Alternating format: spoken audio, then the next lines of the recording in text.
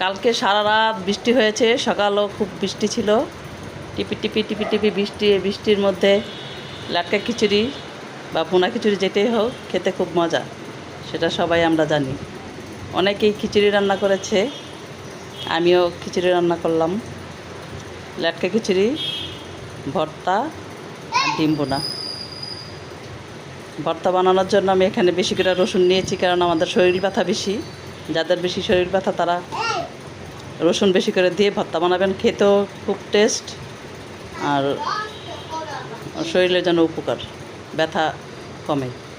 সেজন্য আমি আজকে অনেকগুলো মানে 4টা বড় বড় 4টা রসুন নিয়েছি, কাঁচামরিচ নিয়েছি, শুকনো মরিচ নিয়েছি, পেঁয়াজ আর কিছু চিংড়ি মাছ ভেজে সুন্দর করে নিয়েছি ভর্তা বানানোর জন্য। দেখুন কালারটা কত সুন্দর লাগতেছে। এখন বাটা শুরু করব। লবণ নিলাম পরিমাণ মতো, পরে নিব ধনিয়া পাতা। যে ধনিয়া পাতা নিয়ে বাইটা নিলাম, আধা বাটা হয়েছে। এখন পুরা মাখায় আর একটা বাটা দিব। আমি খুব বেশি মিহিন করি না, একটু কম মিহিন করি যাতে খেতে ওইটা টেস্ট হয়। আপনারা যারা বেশি মিহিন করে খান তারা আদা বাটা বা একটু বাটা কম দিয়ে খেয়ে দেখতে পারেন, আমার কাছে খুব ভালো লাগে। আমি ছোটোবেলায় আমার নানু অনেক ধরনের ভর্তা বানাইতো, সেই ভর্তাগুলো আদা বাটা করতো, সবাই খুব মজা করে খেতে বলতো। আদা বাটা ভর্তা অনেক টেস্ট হয়, অনেক মজা হয়, আপনারা করে খেয়ে দেখতে পারেন। কাঁচামরিচ, শুকনো মরিচ, ধনিয়া পাতা মিক্সড, দেখেন কত সুন্দর কালারটা হয়েছে। এখন খিচুড়ি বাগার দিব, সেই জন্য পেঁয়াজ আর রসুন।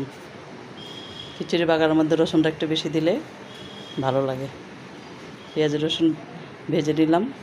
দুপুরবেলা আমাদের গ্যাস কমে যায়, এখন আস্তে আস্তে করেছি। বাগার দিয়ে দিয়েছে, ধনিয়া পাতা দিলাম, একটু নাড়াচাড়া করে ঢেকে রাখবো কিছুক্ষণ, তারপরে হয়ে যাবে।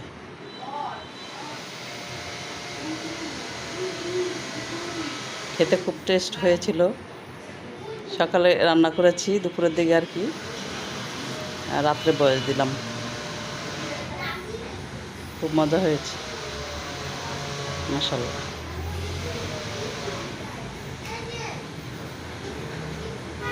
ডিম কিছু ভুনা করে নিলাম আলু দিয়ে।